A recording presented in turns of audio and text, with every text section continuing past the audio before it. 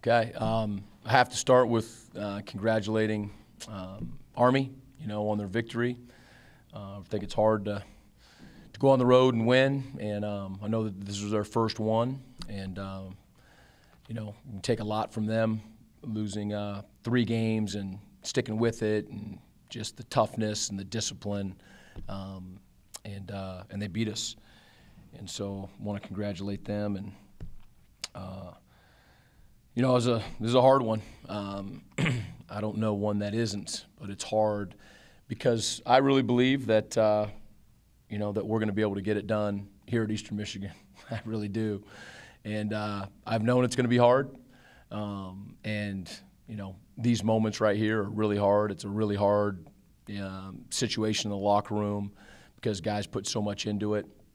And one of the key steps that we're going to have to get done, is to come from behind in a game and win.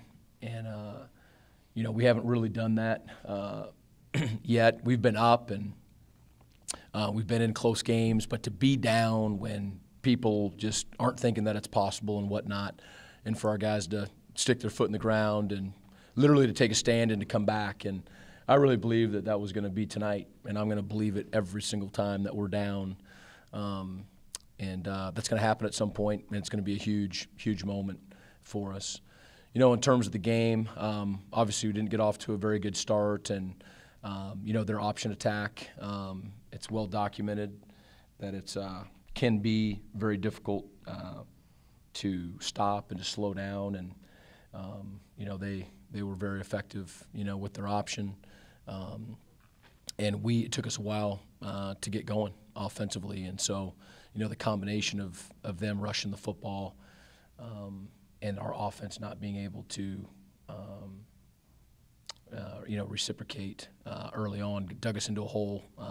But then we had life and kept fighting, but weren't able to get stops, at the end. I mean, their third down conversion, 10 of 13, is phenomenal, and just couldn't get stops. We had some horrendous penalties, lack of discipline, with 10 penalties for 88 yards. We won the turnover ratio, but not by enough. And I think too, just in full disclosure, and this is completely on me, and I get that, and so it's a humbling moment in that locker room, and that we lack some discipline as a program, this week, and can't have it. To be good, you have to do everything right. You're never perfect, but everything on and off the field, you just got to be clicking on all cylinders, and whenever that's not happening, that's my responsibility, and so I, this one is really, when you really get what I really believe is that this one is on me, and I've got to do a better job of having a high standard and keeping guys to it, because our guys want it and are willing to do what it takes to be successful. So happy to take any questions. 4 games into the season, it's pretty clear that the real Achilles heel of this team is the run defense. What can be done over the next 8 games to get the defense better? Yeah. Stopping the run. We usually start at either 6 or 7 a.m. And go home at some point after practice, and all day we're both offensively, defensively, and special teams, thinking, scheming, planning, talking personnel, watching film, and so there's always a balance, and what we've got to do is figure out what that answer is, right? What do they say? Insanity is doing the same thing the same way and expecting different results, but at the same time, sticking with things that you believe in and getting better at it, and actually doing it, correctly and with, is an answer as well, and so. Very rarely is it is the answer to, start all over. That's really not the answer. It is to continue to get better, but adjustments have to be made. I mean, there there were people who were playing out there today that hadn't played as much before, and so got to look at everything. We as coaches, we've got to look at the decisions that we're making. We've got to look at how well we're coaching during practice and how well our players are playing. So, but I mean, it's we understand that we can't be very difficult to be successful. If people continue to rush the ball like they are on us. We get that. Entering today's game, did you guys feel like you prepared enough for the triple option offense, throughout practice leading up to opening kick? Yeah.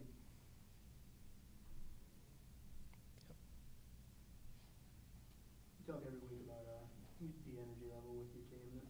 Momentum seemed to swing a lot in this game, whether it was Darius fumbling in the end zone, getting an interception in the end zone, and then following up with an interception then getting to 36-30. Just talk about your team's energy levels going through the game.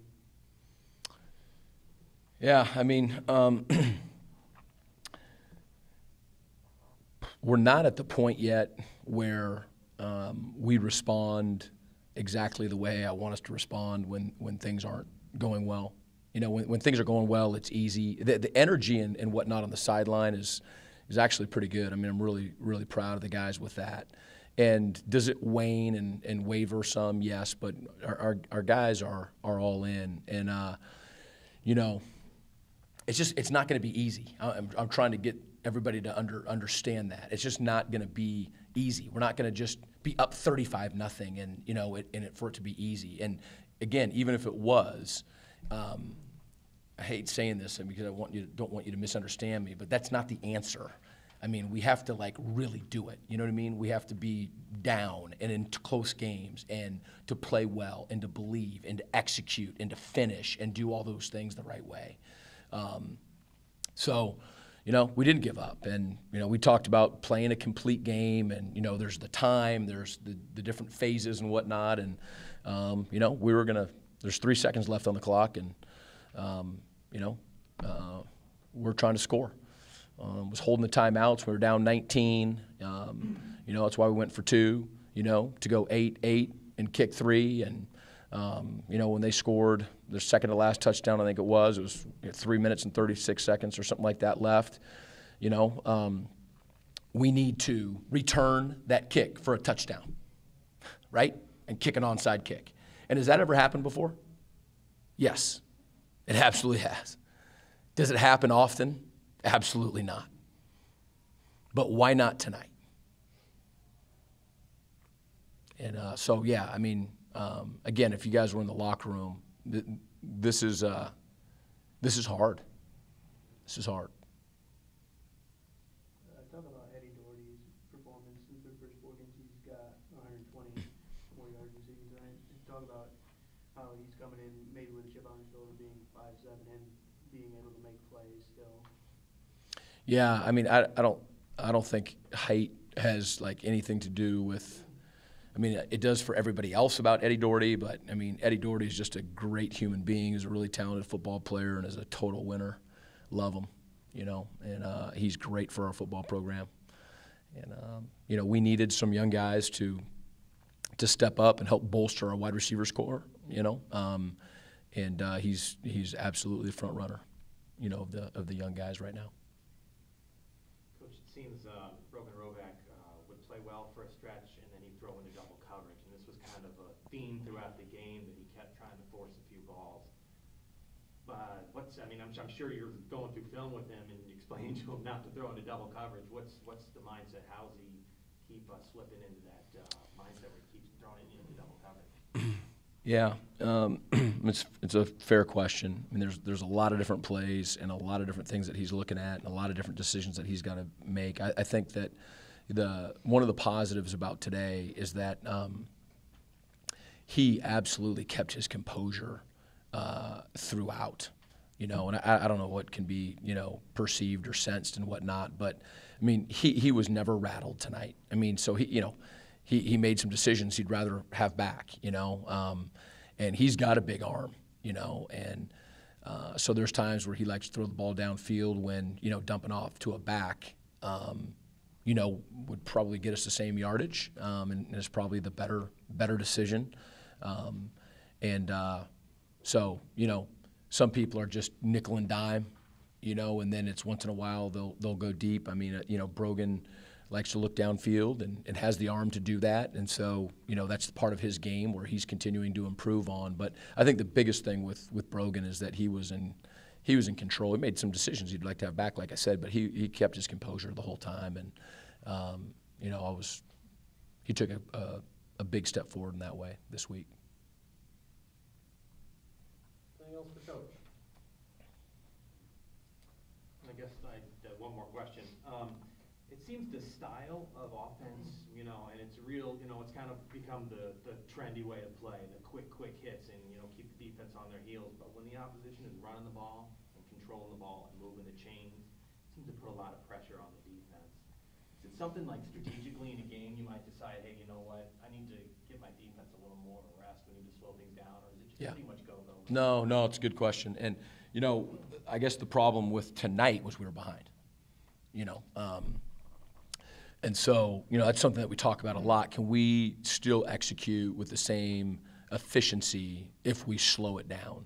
And we did that in the Wyoming game. We slowed it down and tried to use more clock and whatnot. But when you're down, so here's the balance. This is the decision that you have to make. This is what we do, right? The one extreme is this is what we do, and man, we can quick strike and score, and scoring is good. But when you're not going to be perfect every time, right? And so, the 52-second drive that we had last week was just the wrong time for that. That was just a killer. So we meet as coordinators and myself at the end of the week, and we talk about, all of our plans together. We talk about it at the beginning of the week as well, but we really try to attack a game in unison, the best that you can. And so that is a part of conversations that we have during games and whatnot.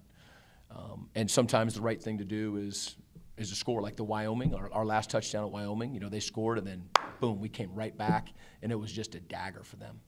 It was the right thing that happened. But there are times where you'd love to have a really nice long drive and give your D a break. I didn't think that our defense, maybe at the very end, but it wasn't being tired. I did not get that sense. It was just being assignment sound with a tricky offense.